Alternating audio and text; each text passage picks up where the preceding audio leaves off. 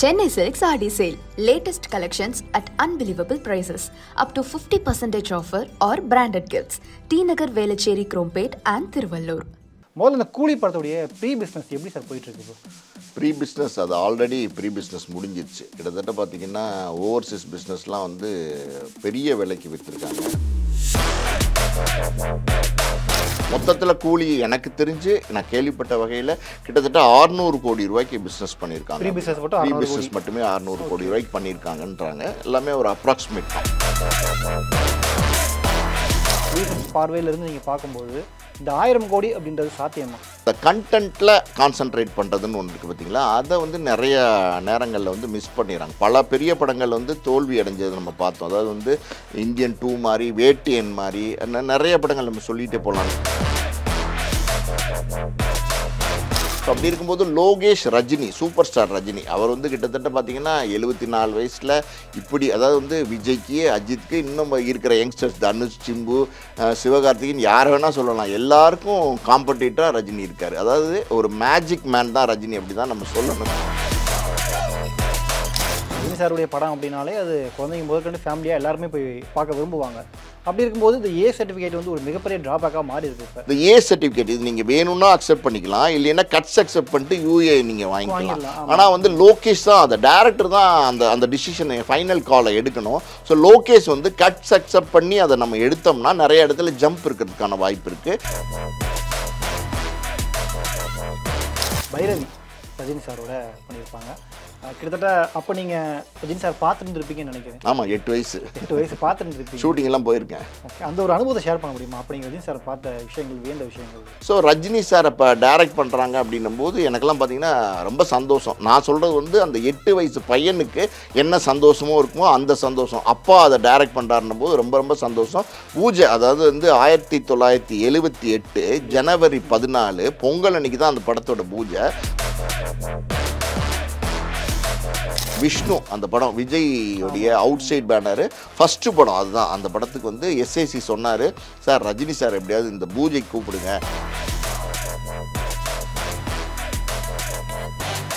Audio லான்ச்சில் Rajini பேசும்போது கூட லோகேஷ் கனகராஜ் பண்ணுற மாநகரம், கைதி, விக்ரம் படங்களை சொல்கிறாரு. ஆனால் மாஸ்டர் லியோ பேரை மட்டும் அவர் வாயிலிருந்து வரவே இல்லை அப்படின்ட்டு விஜய் ரசிகர்கள் குற்றச்சாட்டு வைக்கிறாங்க. இல்லை அது மட்டுமா குற்றச்சாட்டு வைக்கிறாங்க? அதாவது வந்து எப்படி சொல்கிறது, கடைசி அந்த ட்ரைலரில் பார்த்தீங்களா, அந்த ட்ரைலரில் பார்த்தீங்கன்னா காக்கா விரட்டுற மாதிரி ஏதோ ஒரு சீன் பார்த்தீங்கன்னா அது சொல்லிட்டு கடைசி ஒரு டைலாக் வேறு சொல்கிறாரு, தேவா யாருன்னு தெரிஞ்சும் என்கிட்டே விளையாட்டு காட்டுறியா அப்படின்ட்டு ஒரு டைலாக்கு. அது படத்தோட தொடர்புள்ள டைலாக்காக தான் இருக்குமே தவிர விஜய்காண்டி ஸ்பெஷலாக செஞ்ச ஒரு டைலாக்காக இருக்கிறதுக்கான வாய்ப்பே கிடையாது. தமிழர்களுக்கு வணக்கம். ஆகஸ்ட் 14ஆம் தேதி உலகம் முழுக்க கூலி திரைப்படம் ரிலீஸ் ஆக போகுது. இந்த படத்துக்கான எதிர்பார்ப்பு நாளுக்கு நாள் அதிகரிச்சுட்டா இருக்குது. ஸோ இந்த படத்தினுடைய ப்ரீ பிஸ்னஸ், படத்தினுக்கு ஏ சர்டிஃபிகேட் கொடுத்துருக்காங்க. இந்த மாதிரி நிறைய விஷயங்கள் பேசுகிறதுக்காக ஆஸ்கர் மூவிஸ் தயாரிப்பாளர் பாலாஜி பிரபு நம்மளோட இணைஞ்சிருக்காரு. ஸோ அவர்கிட்ட நிறைய விஷயங்கள் கேட்கலாம். வணக்கம் சார். வணக்கம். எப்படி இருக்கீங்க? நல்லா இருக்கேன்.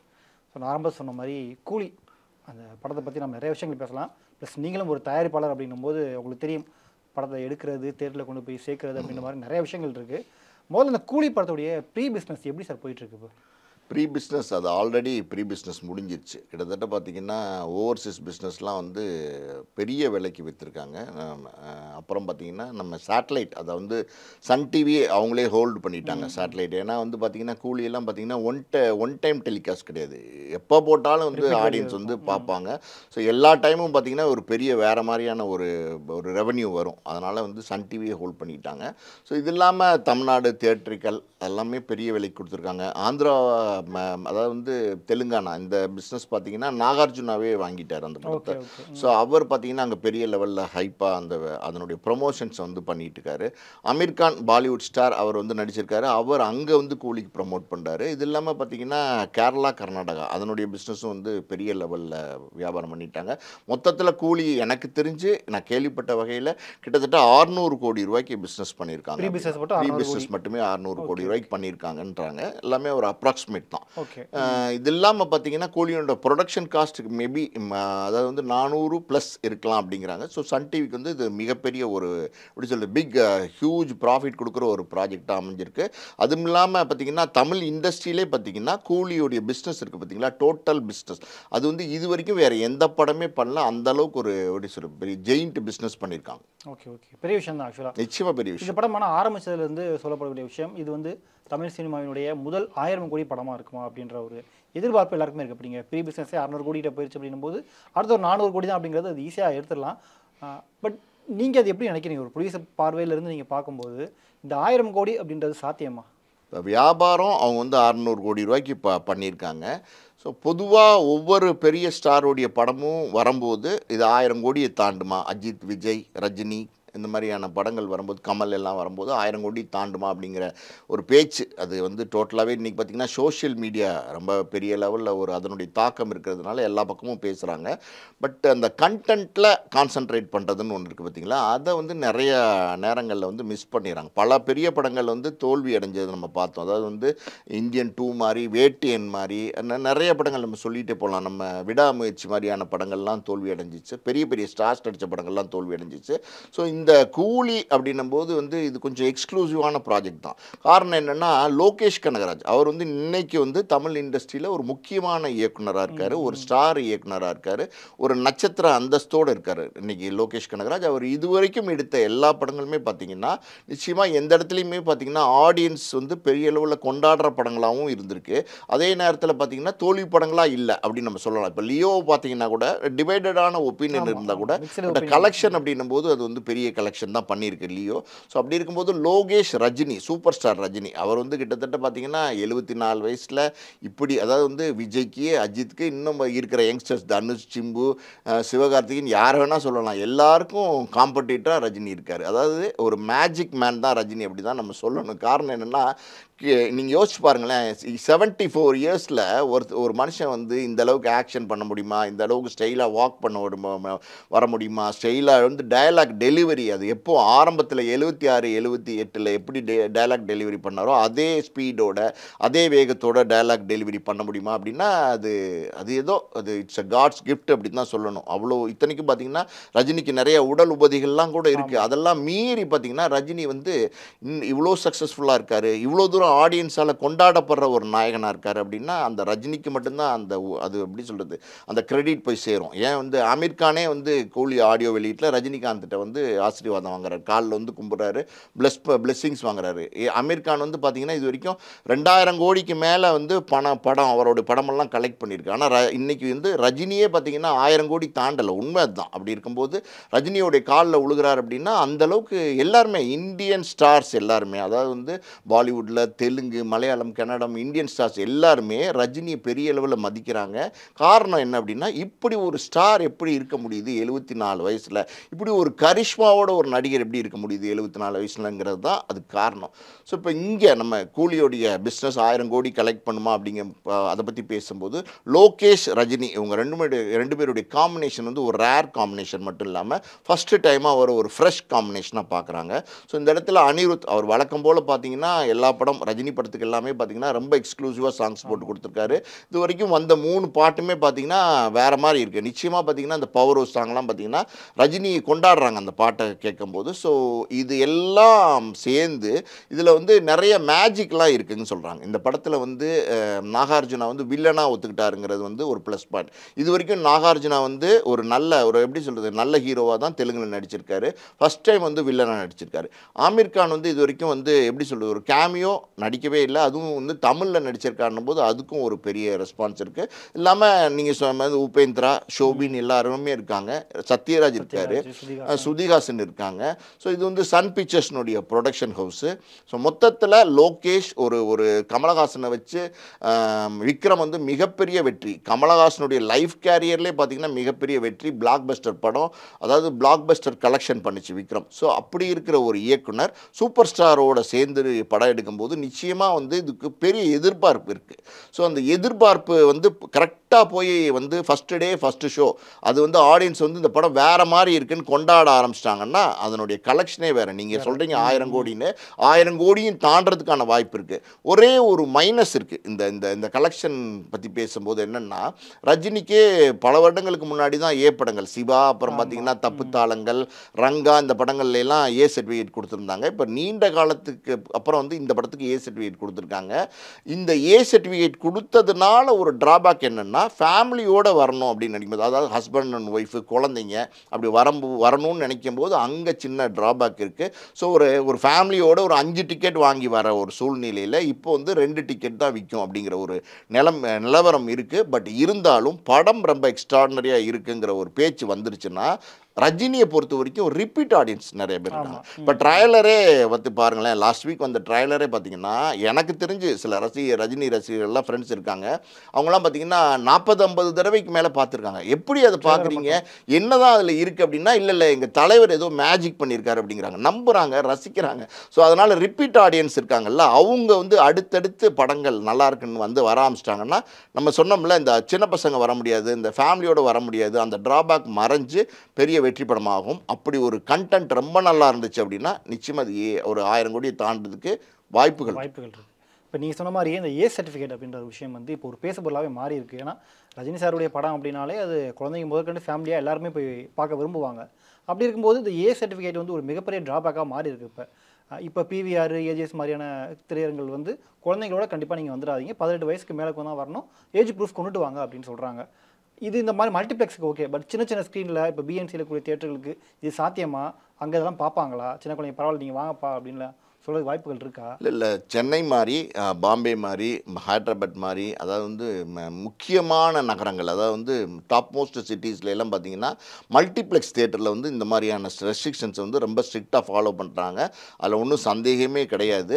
ஆனால் நீங்கள் வந்து டோட்டலாக த்ரூஅவுட் தமிழ்நாடு, த்ரூஅவுட் இந்தியா நீங்கள் பார்த்தீங்கன்னா சிட்டி அப்படிங்கிறது மீறி வந்து, அதாவது வந்து மஃபசல், அதாவது வந்து வெளியில் வந்து சின்ன சின்ன கிராமங்கள், சின்ன சின்ன ஊர், அதாவது வந்து ஃபஸ்ட்டு செக்டார்லேருந்து செகண்ட் செக்டார், அதாவது வந்து ஒரு உதாரணத்துக்கு சொல்லணும்னா கோயம்புத்தூர்லேருந்து நீங்கள் திருப்பூர், பொள்ளாச்சி, பள்ளிடம் அந்த மாதிரி நீங்கள் வந்தீங்கன்னா அங்கெல்லாம் இவ்வளோ பெரிய ரெஸ்ட்ரிக்ஷன்ஸ் இருக்கிறதுக்கான வாய்ப்புகள் இல்லை. ஓகே, நிச்சயமாக வந்து பார்த்தீங்கன்னா அதை வந்து ஓவர் ரூல் பண்ணி வந்து ஆடியன்ஸ் வந்து உள்ளே விட்டுருவாங்க. இது வந்து அது நிச்சயமாக நடக்கும். அது காரணம் என்னென்னா ஒரு டிக்கெட் ரெஸ்ட்ரிக்ஷன்ஸ் இருக்குது பார்த்தீங்களா, அது வந்து நம்ம சென்னையிலலாம் பார்த்தீங்கன்னா பெரிய லெவலில் இந்த அளவுக்கு இதுக்கு மேலே விற்கக்கூடாதுன்ற சில ரெஸ்ட்ரிக்ஷன்ஸ்லாம் இருக்குது. பட் நான் சொல்கிற மாதிரியான நகரங்கள்லாம் பார்த்தீங்கன்னா டிக்கெட் ரெஸ்ட்ரிக்ஷன்ஸ் எல்லாம் கூட மீறி பல அதாவது நூற்றுக்கணக்கான அமௌண்ட் வந்து வேறு மாதிரியான டிக்கெட்ஸ் செல்லிங் ரேட்டை வந்து ஜாஸ்தி பண்ணுறாங்க. ஸோ அப்படி இருக்கும்போது இந்த மாதிரி சூழ்நிலையில் இது ஏ படம் அப்படின்னா கூட ஆடியன்ஸ் வர்றதுக்கு, அதாவது குழந்தைகளை அலோவ் பண்ணுறதுக்கு இந்த மாதிரி நகரங்களில் வாய்ப்பு இருக்குது. ஸோ இதுதான் வந்து நம்ம இந்தியாவை பொறுத்த வரைக்கும் டாமினேட்டிங் பிளேஸாக இருக்கிறதுனால ஸோ இந்த ரெஸ்ட்ரிக்ஷன் வந்து அந்த அளவுக்கு இருக்காது, ஓவர் ரூல் ஆயிருங்கிறது தான் என்னுடைய எதிர்பார்ப்பு. இல்லை கேள்வி கேட்க காரணமே போன வருஷம் தனுஷ் அவருடைய ராயன் படம் வந்தது, அதுவும் ஏ சர்டிஃபிகேட் தான். பட் அந்த படத்துக்கு நிறைய பேர் குழந்தைங்களோட போனதையும் பார்க்க முடிஞ்சது. படம் 100 கோடி தாண்டியுமே வசூலிச்சது. இல்லை ராயன் படம் அதே சன் பிக்சர்ஸ் தான் அவங்க பண்ணியிருந்தாங்க. அந்த நம்பிக்கையில் தான் பார்த்தீங்கன்னா, அதாவது வந்து தனுஷோட ராயன் படமே இவ்வளோ தூரம் கலெக்ட் பண்ணியிருக்கு அப்படின்னா தனுஷை நம்ம டீக்ரேட் பண்ணி சொல்லலை, தனுஷும் ரஜினியும் ஒன்று கிடையாது, புரியுது உங்களுக்கு? அப்போ அந்த கேட்டகரியில் இருக்கிற தனுஷ்கே வந்து கலெக்ஷன் ஆகிருக்கு, அந்த கேட்டகரி இருக்கிற தனுஷ் படமே வெற்றி படமாக இருக்குன்னும் போது ரஜினி படம் வந்து நிச்சயமாக வந்து பெரிய லெவலில் கலெக்ட் பண்ணும், எப்படி பார்த்தாலும் இது வந்து தப்பாகிறதுக்கு வாய்ப்பு இல்லை அப்படின்னு நினைக்கிறாங்க. இன்னொரு பக்கம் பார்த்தீங்கன்னா இந்த ஏ சர்டிஃபிகேட் இது நீங்கள் வேணும்னா அக்செப்ட் பண்ணிக்கலாம், இல்லைன்னா அக்செப்ட் பண்ணிட்டு யூஏ நீங்கள் வாங்கிக்கலாம். ஆனால் வந்து லோகேஷ் தான், அந்த டைரக்டர் தான் அந்த டிசிஷனை ஃபைனல் காலை எடுக்கணும். ஸோ லோகேஷ் வந்து கட்ஸ் அக்செப்ட் பண்ணி அதை நம்ம எடுத்தோம்னா நிறைய இடத்துல ஜம்ப் இருக்கிறதுக்கான வாய்ப்பு இருக்குது.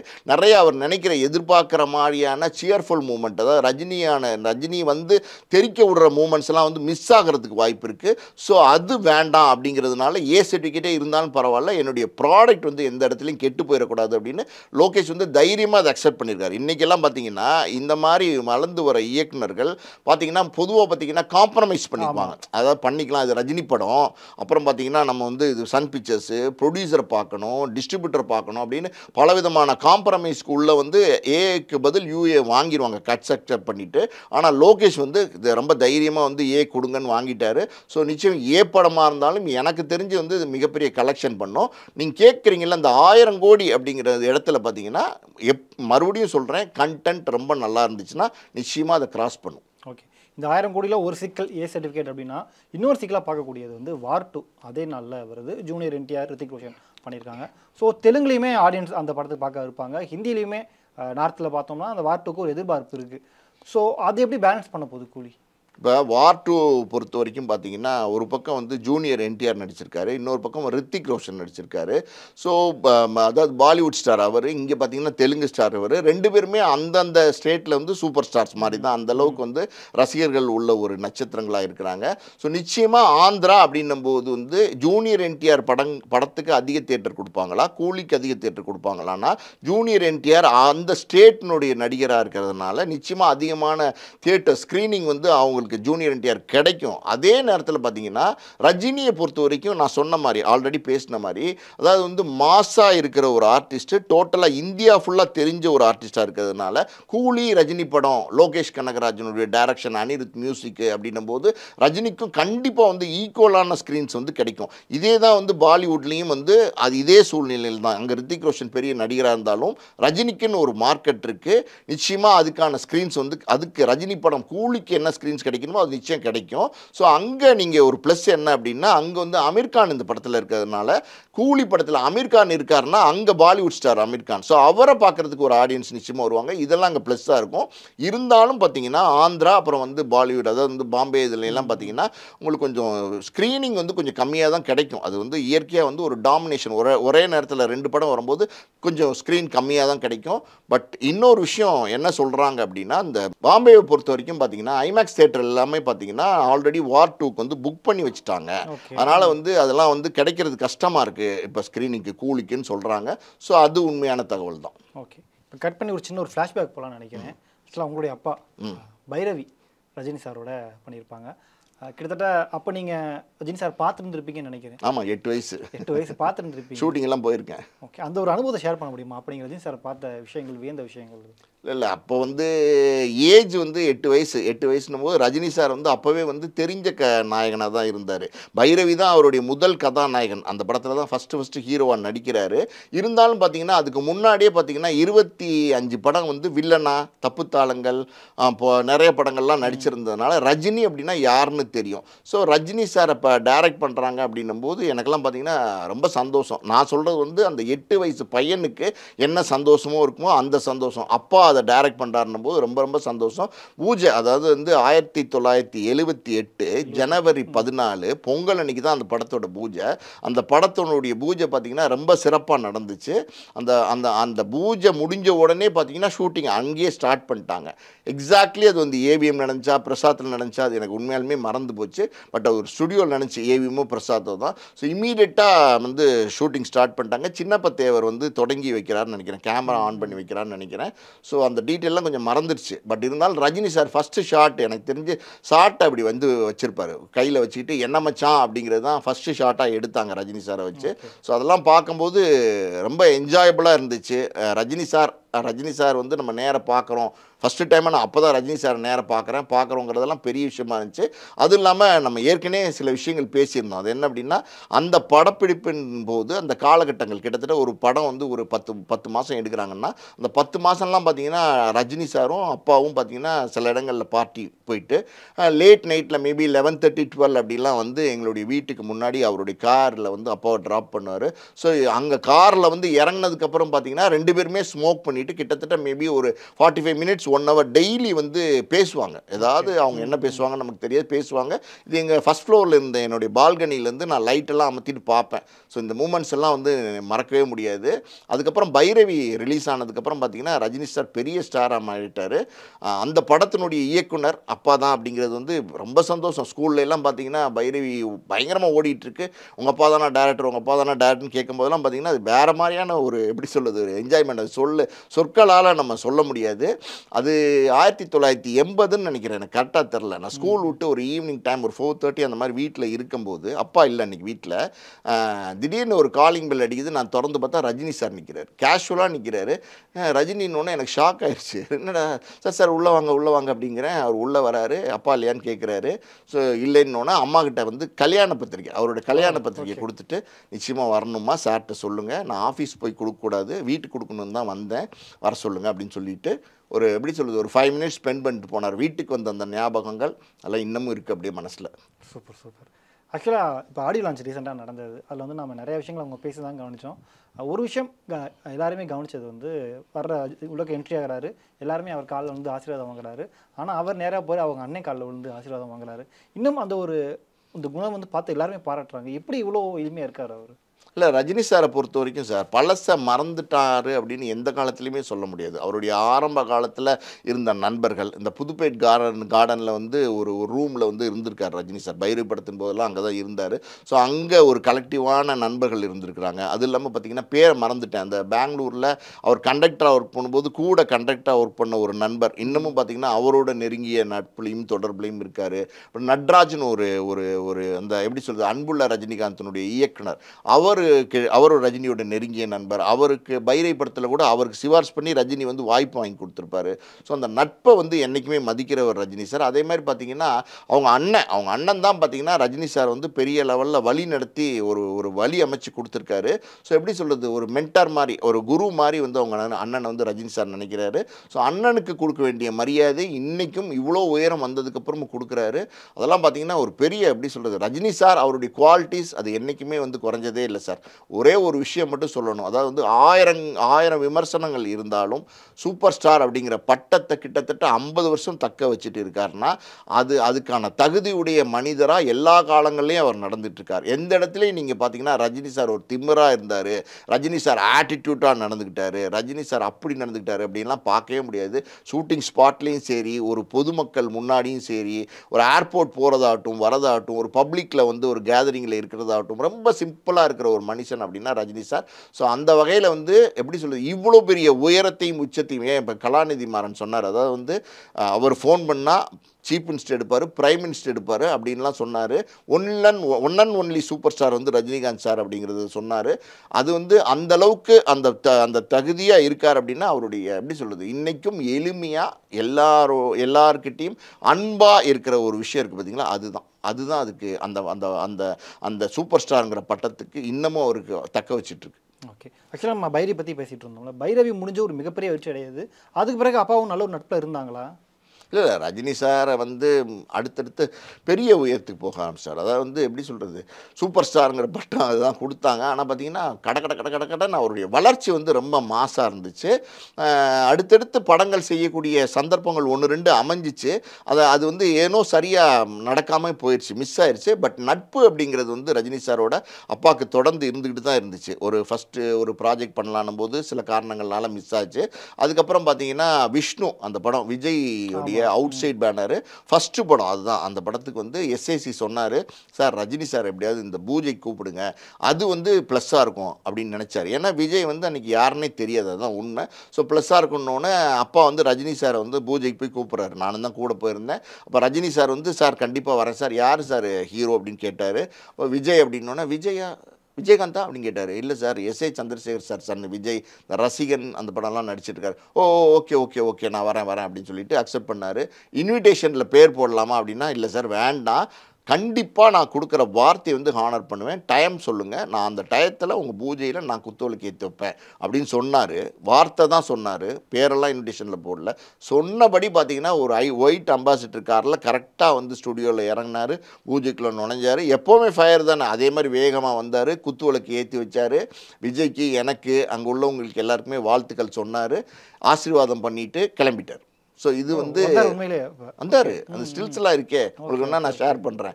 அதாவது வந்து எப்படி சொல்கிறது இதெல்லாம் வந்து பார்த்தீங்கன்னா சூப்பர் ஸ்டார் என்றைக்குமே சூப்பர் ஸ்டாராக தான் இருந்திருக்காரு. அந்த நட்பு அப்படிங்கிறது என்றைக்குமே இருந்துட்டு தான் இருந்திருக்கு கடைசி வரைக்கும்.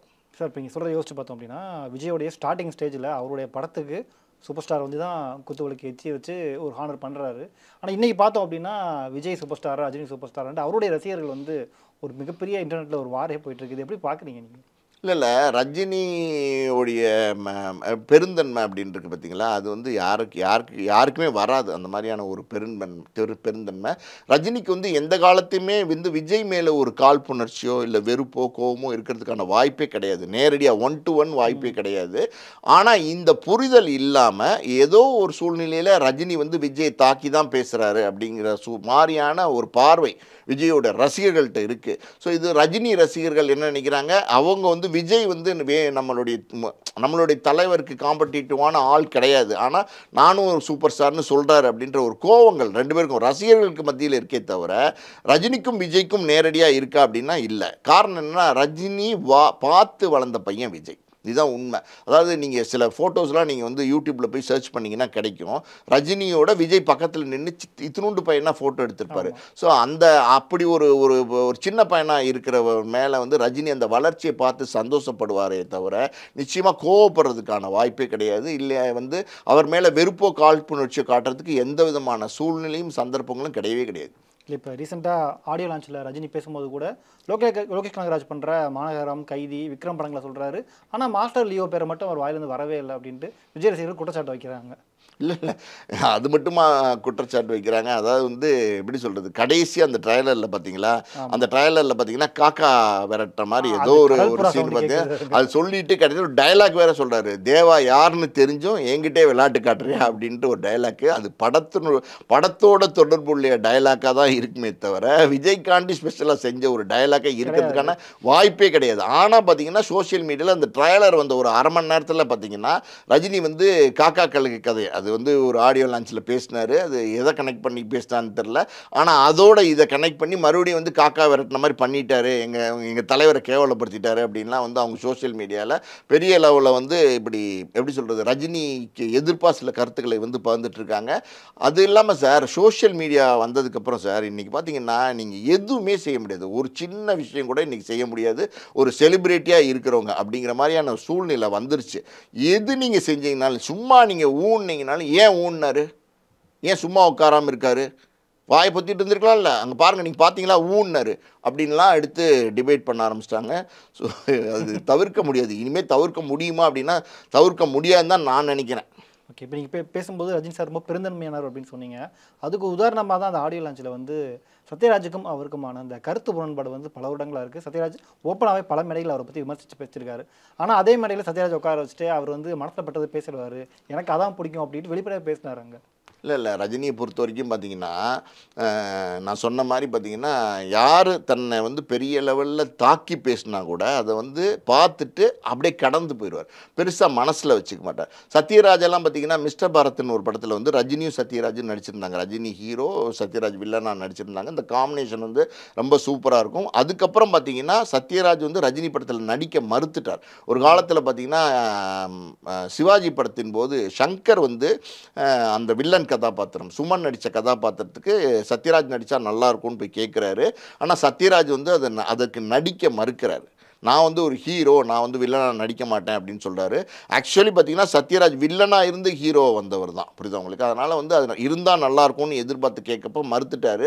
அதுவும் இல்லாமல் எல்லா மேடைகள்லையுமே பார்த்தீங்கன்னா ரஜினியை வந்து கடுமையாக வந்து தாக்கி பேசினார். பல விதமான கடுஞ்சொற்களை வந்து பயன்படுத்தி சத்யராஜ் தாக்கி பேசினார். ரஜினியை வந்து எப்படி சொல்கிறது, மனசெலவு புண்படுற அளவுக்கு தாக்குதலான பேச்சுகள்லாம் சத்யராஜ் வந்து பேசினார். கருத்து வேறுபாடு அப்படின்னா சினிமாக்குள்ளே 2 பேருக்கும் கருத்து வேறுபாடா அப்படின்னா நிச்சயமாக கிடையாது. ஆனால் ஐடியாலஜி, அதாவது வந்து அவர் வந்து ஒரு தீகா சார்ந்தவர், ரஜினி வந்து வேறு ஒரு ஐடியாலஜியில் இருக்கிறவர். ஸோ அப்படி இருக்கும்போது சில காவேரி பிரச்சனைலாம் வரும்போதெல்லாம் பார்த்தீங்கன்னா ரஜினியை பயங்கரமாக சாடி பேசினார், எல்லாம் பண்ணார். இந்த அளவுக்கு பேசி தன்னை காயப்படுத்தின ஒருத்தரை தன் கூட வந்து ஸ்க்ரீன் ஸ்பேஸை ஷேர் பண்ணுறதுக்கு வேறு எந்த நடிகராக, அதாவது வந்து இவ்வளோ பெரிய உயரத்தில் இருக்கிற ஒரு சூப்பர் ஸ்டார் மாதிரியான ஒரு அந்தஸ்தில் இருக்கிற ஒரு நடிகர் ஒத்துக்குவாரா அப்படின்னா நிச்சயமாக ஒத்துக்க மாட்டார். அப்படி அப்படி ஒரு சூழல் வந்தால் கூட அவங்க மூஞ்சிலே முழிக்க மாட்டாங்க. அப்படி தான் வந்து மற்றவங்க நடந்துப்பாங்க. ஆனால் ரஜினி பார்த்தீங்கன்னா பெருந்தன்மையாக வந்து சத்யராஜ் இந்த கேட்டில் இருந்தால் நல்லாயிருக்கும்னு லோகேஷ் சொன்னப்போ தாராளமாக போடுங்க, சத்யராஜ் ஒத்துக்கிறாரான்னு கேளுங்கன்னாரு. சத்யராஜ் ஒத்துக்கிட்டார். அது என்னன்னு எனக்கு தெரில, அதனுடைய ரகசியம் என்னன்னு தெரில. அதாவது வந்து அன்னைக்கு வந்து பார்த்தீங்கன்னா நம்ம சிவாஜி படத்துக்கு போய் சங்கர் கேட்கும்போது ஏன் வந்து அவர் வில்லனை என்னோட ஒரு படத்தில் நடிப்பாரா அப்படின்லாம் வந்து சங்கர்கிட்ட கேட்டிருக்காரு. இதெல்லாம் உண்மை. அதாவது வந்து நீங்கள் வந்து ரஜினி படத்தில் சிவாஜிக்கு வில்லன்னு சொல்லும்போது நான் ஒரு படத்தில் ஹீரோவாக நடிக்கிறேன், அதில் ரஜினி வில்லனாக நடிப்பாரா அப்படின்னா நான் வந்து வில்லனாக நடிக்கிறேன் அப்படின்லாம் வந்து சொல்லியிருக்காரு சங்கர்கிட்ட. இதெல்லாம் நடந்த விஷயந்தான், மறைக்கப்படுறதுக்கு ஒன்றும் இல்லை. அப்படியெல்லாம் பேசின சத்யராஜ் எப்படி இந்த கூலி படத்தில் நடிக்கிறதுக்கு ஒத்துக்கிட்டாருன்னு தெரில. ஒருவேளை இன்றைக்கி ரஜினி இருக்கிற ஃபேமு இந்த படத்தில் நம்ம நடித்தா நமக்கு இன்னும் அடுத்த ஒரு பாப்புலாரிட்டி கிடைக்கும்னு நினச்சி நடித்தாரா என்னங்கிறது தெரியல. அது இல்லாமல் பார்த்தீங்கன்னா இப்போ தெலுங்கு படம் கூலியோட ப்ரொமோஷன்ஸ்லாம் இருந்துச்சு பார்த்தீங்களா, அதுலலாம் போய் ஆடிக்கிட்டுலாம் இருக்காரு மேடையில். கிட்ட இப்போ வந்து ரஜினிக்கு 74 வயசுனா சத்யராஜ் ஒன்றும் சின்ன சின்ன வயசு கிடையாது. அவர் ஒன்றும் ஒரு எப்படி சொல்கிறது சிவகார்த்திகை மாதிரி 40+ கிடையாது. அவர் பார்த்தீங்கன்னா 70+. அவர் போய் வந்து ஸ்டேஜில் ஆடிட்டு இருக்காரு. ஸோ நீங்கள் அதாவது நீங்கள் ஒருத்தரை வந்து இவ்வளோ தூரம் திட்டுறீங்க, இவ்வளோ தூரம் வந்து கருத்து முரண்பட்டு பட்டு பேசுகிறீங்க, படத்தில் சேர்ந்து நடிக்கிறது அது வேறு, அது வந்து பிஸ்னஸ்ன்னு ஆயிடுது, அதை விட்டுருவோம் நம்ம. இருந்தாலும் பார்த்தீங்கன்னா இவ்வளோலாம் பண்ண நீங்கள் படத்தில் நடித்ததோடு நிறுத்திக்க வேண்டியதானே, எதுக்கு போய் ஒரு ப்ரொமோஷன் மேடையில் ஆடுறீங்க? அப்போ என்ன தேவை இருக்குது உங்களுக்கு? ஸோ நீங்கள் வந்து சூழ்நிலைக்கு ஏற்ற மாதிரி உங்களை வளர்ச்சிப்பீங்க. அப்படி தான் அதுக்கு அப்படி தான் நம்ம பொருள் எடுத்துக்க முடியும். இப்போ ரஜினியை பொறுத்த வரைக்கும் நான் ஏற்கனவே சொன்ன மாதிரி அந்த அவருடைய பெருந்தன்மை, அதனால் வந்து அவர் ஒத்துக்கிட்டாரு. அந்த மேடையில் கூட பேசியிருக்காரு, அதாவது உள்ளே வச்சுக்கிட்டு வெளியில் சொல்லாதவனை நம்ப முடியாது, எதாக இருந்தாலும் வெளியில் சொல்கிறவனை நம்ம நம்பலாம் அப்படின்னு சொல்கிறாரு. அதே நேரத்தில் பார்த்தீங்கன்னா என்னை கடுமையாக பேசியிருக்காரு சத்யராஜ் அப்படிங்கிற சொல்கிறாரு. அதே இடத்துல பார்த்தீங்கன்னா சத்யராஜும் இருக்கார். அந்த சத்யராஜ் வந்து நீங்கள் பாருங்கள், அந்த தனியாக ஷார்ட் கட் பண்ணி போடுறாங்க, அந்த எல்லா தொலைக்காட்சி எல்லாத்துலையும் யூடியூப்லாம் இருக்குது. ஆக்சுவலி பார்த்தீங்கன்னா உள்ளுக்குள்ள இந்த கில்ட்டி கான்ஷியஸ்ன்னு சொல்லுவாங்கள்ல, அதாவது கூனி குறுகிற மாதிரியான ஒரு சின்ன ஒரு ஸ்மைல் பண்ணுவார். அந்த ஸ்மைல்லே பார்த்தீங்கன்னா அது எப்படி சொல்கிறது மழுங்கின ஒரு ஸ்மைல் ஒன்று பண்ணுவார். வேறு வழி இல்லை போல் அவருக்கு. இல்லை மேபி இப்போ ரஜினி எப்படி ஒரு பெருந்தன்மையாக இருக்கிறோ இவரும் அதே மாதிரி இப்போ ரஜினி பேசுனது கேட்டு திரும்ப இவர் கொஞ்சம் மனம் தெரிஞ்சிருக்கலாமே, படத்தெல்லாம் மறந்துட்டு சரி ஓகே இனிமேல் கொஞ்சம் ஃப்ரெண்ட்லியாக போகலாமே அப்படின்னு நினச்சிருந்துருக்கலாம். அதாவது நீங்கள் மனம் திருந்திருக்கலாம் அப்படின்னா சார், அதாவது வந்து நீங்கள் வந்து காயப்படுத்துகிற வார்த்தைகள்லாம் பார்த்தீங்கன்னா கடுமையான வார்த்தைகளை வந்து நீங்கள் பயன்படுத்தி காயப்படுத்திட்டு அதுக்கப்புறம் வந்து மனம் திருந்திருக்கலாம் அப்படின்னா எனக்கு அந்த கருத்து ஏற்றுக்கொள்ளக்கூடிய கருத்தாக எனக்கு இல்லை, அவருக்கு இருக்கலாம். Chennai Silks Aadi Sale. Latest collections at unbelievable prices. Up to 50% offer or branded gifts. T Nagar Velachery Krompet and Thiruvallur.